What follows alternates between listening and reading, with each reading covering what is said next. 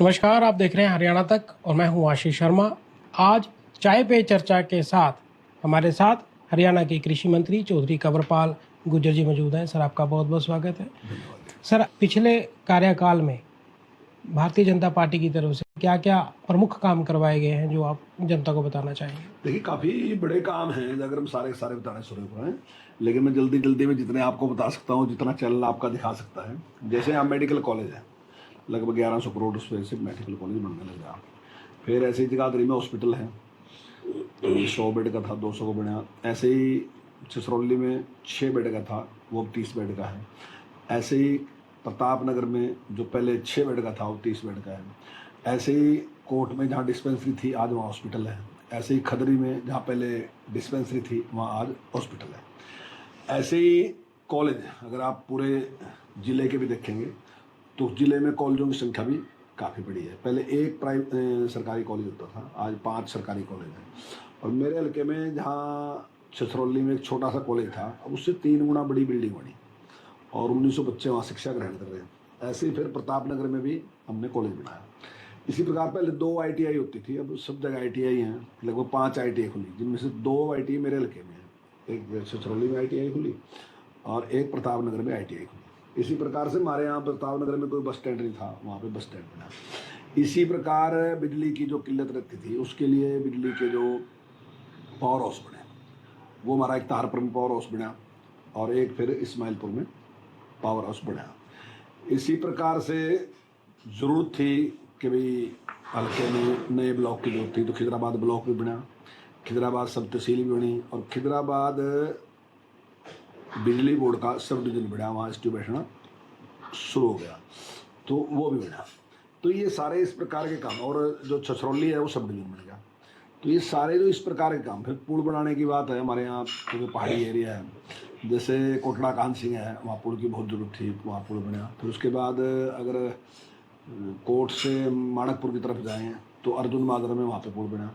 इसी प्रकार मकारपुर से अगर हम सजादवाड़ा की तरफ जाएँ, वहाँ पुल बना। फिर अगर हम चिक्कन रोड से सजादवाड़ा आएँ तो वहाँ एक पुल बना।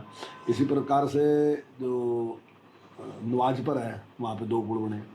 अभी कुछ पुलों पे काम लग रहा है, जैसे बनियोवाला के पुल पे काम लग गया और ऐसे ही क्लेसर का और ममलीवाला के पुल मंजूर है कि जल्दी पे काम लग जाएगा।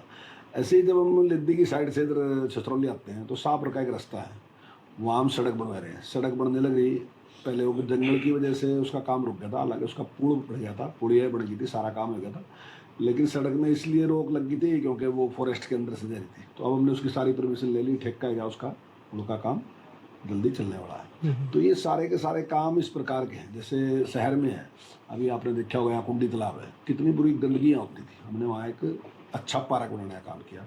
ऐसे ही हमने जो सेक्टर 17 के पास एक ज़मीन पड़ी थी 6.5 एकड़, तो उसमें सारी की सारी में पानी खड़ा रहता था और लोगों की बड़ी शिकायत थी कि इसमें नेवले, सांप, बहुत चीज़ें होती हैं और जो हमें हमारे घर में घुस जाती हैं। तो अभी हमने वहाँ एक 1000 सीट का जो है ओपन थिएटर में बनवाने लग रहे वहाँ, तो वो बनने लग रहा, लगभग 52 करोड़ के आसपास का वो है। शहर में बहुत लंबे टाइम से एक डिमांड थी कि CTP लगना चाहिए और जल्दी उस पर काम शुरू होने वाला है। लगभग 99 करोड़ रुपए से वो टेंडर ने लगा के शुरू किया। इसी प्रकार अगर सड़क की बात करें तो यहाँ से पंचकुला जाने में बड़ा लंबा टाइम लगता था, लेकिन सरकार ने लगभग 650 करोड़ रुपये खर्च के एक एक्सप्रेस हाईवे यहाँ से लेकर पंचकुला तक बनाया। उसके साथ ही अभी हम मेरी कॉन्स्टिट्यूंसी में यहाँ से आप देखो कैल से लेके और ताजेवाड़े तक एक्सप्रेस हाईवे बनने लग रहा, लगभग 1100 कुछ करोड़ रुपए का ये एक्सप्रेस हाईवे आने वाले टाइम में देहरादून तक बनेगा। तो ऐसे सारे काम जो यहाँ की जरूरत थी, चाहे फिर अथनी कुंड है, अथनी कुंड को हमने टूरिज्म की दृष्टि से बढ़ाया, वहाँ पे अटल पार्क 12 करोड़ रुपए खर्च करके वहाँ पे अटल पार्क हमने बनवाया और वहाँ पे हमने और जो टूरिज्म की थी उनको गतिविधियाँ बढ़ाने का काम किया। ऐसे ही हमने लॉयन सफारी जैसे है, तो इसी प्रकार की हमने क्लस्टर में शुरू की। अब काफ़ी संख्या में लोग आते हैं, वो जंगल को देखने जाते हैं, हमको उसके बारे में नॉलेज होती है। ऐसे ही हमने जो पॉपुलर था उसका रेट बहुत कम था, हमने उसके लिए पहले बहुत डिमांड भी की कि लाइसेंस जो है वो समाप्त होना चाहिए, क्योंकि बहुत बड़ा कांग्रेस के टाइम में घपला था। लगभग 1 करोड़ से लेकर 1.5 करोड़ तक लाइसेंस बिकता था। जब हमारी सरकार आई, हमने सरकार के सामने विषय रखा और हमने ये सरकार को ये बात समझाई और सरकार ने कोर्ट को ये बात समझाई। मैं तो सरकार में ही था, वैसे मैं उस टाइम स्पीकर था वैसे, तो सरकार के सहयोगी था मैं भी। तो हमने ये बात समझाई कि ग्रीनरी तब बढ़ेगी अगर उसको किसान को लाभ होगा, उसको अच्छे पैसे मिलेंगे। और हमारे मंत्री जो कैप्टन अभिमन्यु जी हैं वो वहाँ गए, उन्होंने वो बात सारी जो मैंने कही थी उन्होंने इस प्रकार से रखी, और उसका लाभ में यह आके एनजीटी कोर्ट ने हमारे पक्ष में फैसला किया, कोर्ट ने भी हमारे पक्ष में फैसला किया, और उस फैसले का आधार ये बना कि सब जितने स्टेट हैं उनको अपना अपना राइट है, वो अपने आप फैसला करेंगे कि पिलिंग लगनी या नहीं लगनी, फैक्ट्री लगनी या नहीं लगनी। तो उसका हमने फ़ायदा उठाया और हमने लाइसेंस को फ्री कर दिया, जो भी लाइसेंस लगाना चाहता है लगा ले। और आज उसका परिणाम ये है कि किसान को आज 1500 रुपये प्रति क्विंटल से ज़्यादा पॉपुलर का मिल रहा, 1200 रुपये प्रति क्विंटल उन्होंने सफेदे का मिल रहा, और एक बार तो ये रेट 1800 से ऊपर चलेगा था, 1900 रुपये तक रेट पहुँच गया। तो किसान को इससे बड़ा लाभ हो रहा है। हमारे यहाँ माइनिंग का काम है, मेरा पूरी बेल्ट जो है सारी की सारी में रेत और बजरी है। तो पहले एक टाइम था कि जिस खेत में रेत बजरी होती थी तो परिवार में झगड़ा होता था कि मैं नहीं लेता, आप ले, आप लेते, मैं ले, ऐसे ऐसे होता था, क्योंकि उसमें फसल कम होती है जिसमें ऊपर ही रेत बजरी वगैरह होता है। लेकिन आज उसको बेच सकते हैं, आज नहीं मतलब काफ़ी लंबे टाइम से माइनिंग का काम चलता है, मतलब पिछले मैं समझता हूँ 50-60 साल से ही माइनिंग का काम ही चलता है। तो लेकिन अब उसकी ज़रूरतें ज़्यादा बढ़ गई, क्योंकि अब सड़कें बहुत बढ़ रही, मकान बहुत बन रहे, तो अब उसको वो तो नहीं टाइम, अब तो काफ़ी है, पिछले अगर 15 साल में देखें, 20 साल में देखें तो काफ़ी डिमांड है उसकी। लेकिन जब पिछली सरकार थी उन्होंने उसमें बैन लगा दिया।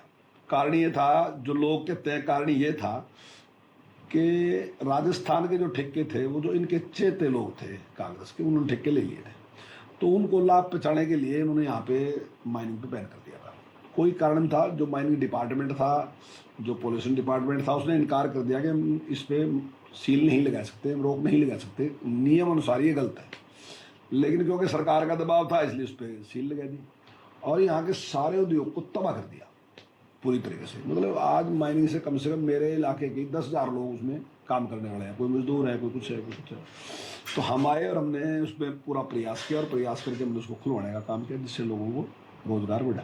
तो ऐसे बहुत से काम हैं जो हमने किए, चाहे नदियों के तटबंध बनवाने की बात है, उनको खुदवाने की बात है, उसके सारे के सारे काम किए, जिससे किसान को बहुत लाभ हुआ। सर, एक अनुमानित राशि कितना खर्च आ गया होगा विकास कार्य में पिछले कार्यकाल में? देखिए, हमारे 10 साल में मैं समझता हूँ मेरी कॉन्स्टिट्यूंसी में लगभग 4,000 करोड़ के आसपास जो है वो सरकार ने खर्च किया। तो जनता से, अब आप जनता में जा रहे हैं, दोबारा चुनाव आ रहे हैं, जनता से कैसा रिस्पॉन्स मिल रहा है? क्योंकि विपक्ष तो पब्लिक के पास जाके यही कह रहा है कि मौजूदा सरकार ने कुछ किया ही नहीं। हम भी कह रहे हैं, हम कांग्रेस के इस बात के लिए भारी हैं कि कांग्रेस ने चुनाव से पहले हमारे से पूछा कि आप 10 साल का हिसाब दो जी। वैसे तो हमारे माननीय प्रधानमंत्री जी पहले कह रहे थे कि हम हिसाब देंगे जब भी आएंगे। तो मैं समझता हूँ हिसाब देना जिम्मेदारी भी है। जब लोगों ने आपको चुना तो आपको बताना चाहिए भी, आपने चुन दिया था, अब हमारी ये ड्यूटी थी, हमने क्या क्या काम किया बताना चाहिए था। लेकिन कांग्रेस ने हिसाब मांग लिया, वो और भी अच्छा है, मैं समझता हूँ वो लाभदायक है। तो हम वो सारे काम बता रहे कि जो काम हमने किए, लेकिन हम कांग्रेस से पूछ रहे कि कुछ थोड़ा जो याद है वो भी बताएं। हम ये कह रहे हैं कि अगर हम 10 काम बताते हैं कि हमने एक किए, तो एक काम उन्हें बताना चाहिए, एक काम उन्होंने क्या किया, कम से कम एक तो बताएं ना कोई काम। अभी आपने देखा कि वो अपना दीपेंद्र हुड्डा जी आए थे, और किसी आप में से किसी सहयोगी ने उनसे पूछ लिया आगे, कंवरपाल जी तो ये कहते हैं कि भाई वो एक काम बताए, 5 काम बताए कोई क्या, तो उन्होंने जो आपको टाल दिया। उन्होंने एक जवाब दिया कि हमने थर्मल प्लांट लगाया था। अगर थर्मल प्लांट का भी आप शुरू से पढ़ें कि थर्मल प्लांट किसके टाइम में लगा, 1988 में ज़मीन एक्वायर हुई थी, तब मैं समझता हूँ चौधरी देवीलाल जी प्रदेश के मुख्यमंत्री थे। उसके बाद 1991 या 92 में नरसिम्हा राव जी ने इसका उद्घाटन किया था बाहर से, शायद फरीदाबाद से या कहाँ से, इसका या दिल्ली से, रिमोट से उद्घाटन किया था। काफ़ी उस टाइम जमाना नया नया था, रिमोट का कोई ऐसा था नहीं, तो काफ़ी मजाक, लेकिन काम कोई नहीं हुआ, मतलब कहीं किसी ने कसी भी नहीं मारी, बस उद्घाटन हुआ। उसके बाद ओम प्रकाश चौटाला जी की सरकार आई, उन्होंने इसका शिलान्यास किया। लेकिन हाँ ठीक है, बना उस टाइम में, लेकिन ये बहुत लंबा प्रोसेस था, जब बनने में बड़ा टाइम लग गया। लेकिन इसके सिवाय कोई काम बता ही नहीं सके पूरे इलाके में क्या क्या काम किया। अगर मैं तो अभी तो मैंने आपको अपने इलाके काम बताए, और अगर आप वैसे तैयारी करेंगे वो लोग तो मैं और भी बहुत काम बता दूंगा। अभी तो जितने काम मैंने बताए, इतने इससे भी ज़्यादा काम और भी आपको बता सकता हूँ, अगर आप मेरे से पहले कहोगे कि भाई तैयारी करके बताओ। लेकिन उनके पास कोई काम नहीं, पूरे जिले में नहीं कोई काम बता सके कि जिले में कौन सा काम किया। सर, जो विकास कार्य हुए हैं, जितनी धनराशि आई है विकास कार्यों के लिए, तो कांग्रेस का कहना है, विपक्षी नेताओं का कहना है कि ये इसलिए हुआ है क्योंकि इसके बीच में भ्रष्टाचार भी बहुत हुआ है। चाहे आपने रोजगार देने के लिए माइनिंग खुलवाई, चाहे उसको करवाया, तो माइनिंग को लेकर भी बड़े आरोप लगते आए हैं मौजूदा सरकार पे, या सरकार से संबंधित लोगों पे, कि इतना ज़्यादा माइनिंग हो रहा है, जो तय मापदंड हैं उनकी भी अवहेलना की जा रही है। इसके ऊपर आप क्या कहना चाहेंगे? नहीं देखिए, अगर कोई भी काम है आप उसको इसके लिए बंद कैसे कर दोगे? फिर राजस्थान में आपने जाकर ठेके के लिए, तो वहाँ माइनिंग जायज़ है, हमारी माइनिंग जायज़ है, यानी ये ठेका आपके पास राजस्थान का, तो माइनिंग जायज़ है कि हमारा ठेका किसी और ठेकेदार ने ले लिया तो माइनिंग गलत है कि? अगर माइनिंग गलत है तो उनकी भी जिम्मेदारी थी कि उस माइनिंग को गलत को रोकते, उनको सजा देते। हमारे टाइम में माइनिंग हो रही, हम भी सजा दे रहे। हमने बहुत सी गाड़ियाँ जो सीज कर दी, बहुत से फाइन कर दिए, ठीक है, कमियाँ तो होती हैं, कोई भी काम, कोई मुझे एक काम तो बता दो धरती पे ऐसा हो जिसमें कोई कमी नहीं होगी, सारे कामों में कोई बता दो कोई ऐसा काम हो। हर जगह कहीं ना कहीं गड़बड़ होती है, तो सरकार किस लिए है? अगर आदमी ऐसा देवता बन जाएगा कि वो कोई गलती करने गई नहीं, फिर सरकारों की जरूरत क्या रह जाएगी? सरकारों तो इसीलिए हैं कि जो दोषी लोग हैं उनको दंडित करें, ताकि वो अपराध ना करें। ये तो एक कल्पना उस टाइम की थी कि जब सृष्टि बनी थी। हमारे धर्मग्रंथ कहते हैं कि तब आदमी पूर्ण था, वो कोई पाप नहीं करता था, कोई गलती नहीं करता था। फिर जब उसने पाप शुरू करा तो तब मनु की उत्पत्ति, मनु का मतलब राजा की उत्पत्ति। राजा की जरूरत तब पड़ी जब लोगों में कमी आएगी। अगर आज भी लोग इतने श्रेष्ठ हो जाएंगे कि वो कोई गलती ना करें, फिर तो राज्य की सरकार की जरूरत क्या रहेगी? किसी की जरूरत नहीं है। फिर तो अपने आप सारा व्यवस्था ठीक हो जाएगी। तो सरकार की जिम्मेदारी यही है कि कोई भी गलत करा उसको सजा दे। तो मैं मानता हूं कि अगर इसमें भी कोई गलत करता सजा देनी चाहिए। प्रॉपर्टी आईडीज़ हैं, जैसे परिवार पहचान पत्र है, इनको लेकर भी चुनावी मुद्दा बनाया जा रहा है। देखिए जहाँ तक परिवार पहचान पत्र है उसमें कोई समस्या अब नहीं रही। परिवार पहचान पत्र की कोई समस्या नहीं। लगभग हमने, आप ये मान लो, मैं तो कहूँगा 100% हल कर ली हमने, पर अगर कहीं छोटी मोटी है भी तो 1-2% से ज़्यादा नहीं है। कोई समस्या नहीं, सारी हमने ठीक कर दी। उसमें देख प्रॉपर्टी आईडी है, उसमें भी हमने रिलीफ दे दिया और हमने उसको वापस ले लिया। जो एनडीसी पोर्टल वाली समस्या थी उसको वापस ले लिया। ठीक है कि आचार संहिता लग गई, कुछ थोड़ी बहुत समस्या बची हो शायद उसमें, मुझे जानकारी, लेकिन लगभग हमने उसको वापस ले लिया। और जनता के आशीर्वाद से अगर मौका मिलता है तो निश्चित तौर से उसको हम बहुत सरल और बहुत अच्छी कर देंगे। देखिए, हम जब बहुत काम करेंगे ना तो कुछ तो ऐसे काम भी होंगे जो मैं समझता हूँ कि शायद उसमें कुछ ना कुछ खामी रह जाएगी। जब मैं 100 काम करूँगा तो 100 काम में उससे 2 काम मेरे ऐसे भी होंगे जो जिनमें खामी होगी। हमने इतने काम किए, इतनी चीज़ें हमने करके दी। अब आप देखिए, पहले अगर ट्रांसफार्मर बदलवाना होता था, क्या स्थिति थी कि सारा गाँव पैसे इकट्ठे करता था, तब ट्रांसफार्मर बदलते। आज तो नहीं, आज तो ट्रांसफार्मर ऐसे ही बदलेगा। अगर कोई पेंशन लगवा था ना तो गाँव में एजेंट थे, वो कहते थे पहली पेंशन मैं लूँगा। आज तो नहीं, आज तो अपने आप बन गया। और ये आयुष्मान जो है, अगर ये कांग्रेस के टाइम में हो जाता तो मेरे ख्याल 20,000 रुपये मांगे करते कि आयुष्मान कार्ड जी बनवाओगे। आज आयुष्मान फ्री में गया। आज बीपीएल कार्ड के लिए कोई सिफारिश की जरूरत नहीं, पहले बीपीएल कार्ड के लिए सिफारिश की जरूरत थी।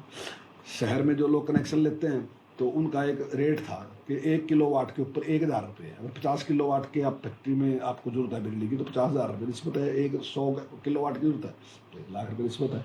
कनेक्शन आपका 1 साल से पहले मिला ही था, 1 साल से बाद मिलता था। आज कंपलसरी है कि 15 दिन में आपको कनेक्शन देंगे ही देंगे। तो ये सारी चीज़ें ऐसी हैं जो मैं समझता हूँ कि जनता उसको महसूस करते हैं। आपने देखा कि यहाँ जगाधरी में, जमुनानगर में गुंडागर्दी कितनी थी, प्लाटों में कब्जा करने वाले कितने लोग थे। तो इस प्रकार की गलत चीज़ें बहुत होती थी। और इन 5 साल में सारी चीज़ें जो अपराध थे सारे समाप्त होगी। वह गुंडागर्दी समाप्त होगी, वो कब्जे करने वाली प्रवृत्ति समाप्त होगी। लोगों को सबको पता है कि अगर कुछ भी गलत करेंगे तो तुम्हारा साथ देने वाला कोई नहीं है, चाहे आप किसी भी चले जाओ, कोई भी तुम्हारा साथ नहीं दे सकता। तो ये बहुत बड़े बड़े सुधार करे उन्होंने, बहुत बड़े बड़े। इतने काम करेंगे तो कहीं एक छोटी मोटी हमारे से गलती भी होगी। और कोई ये थोड़ी है कि हम जिद बैठ रहे उसकी, अगर हुई तो हम दोबारा ठीक कर देंगे, उसको क्या बात थी, ठीक कर भी दी हमने। सर, आपने समय दिया, बहुत बहुत धन्यवाद। हरियाणा के कृषि मंत्री चौधरी कंवरपाल, जिन्होंने स्पष्ट किया कि जितने काम मौजूदा भारतीय जनता पार्टी के शासन में हुए हैं, इतिहास में इतने काम कभी नहीं हुए, और कांग्रेस के पास सिर्फ आरोप लगाने के अलावा और कुछ भी नहीं है। आशीष शर्मा, यमुनानगर, हरियाणा तक।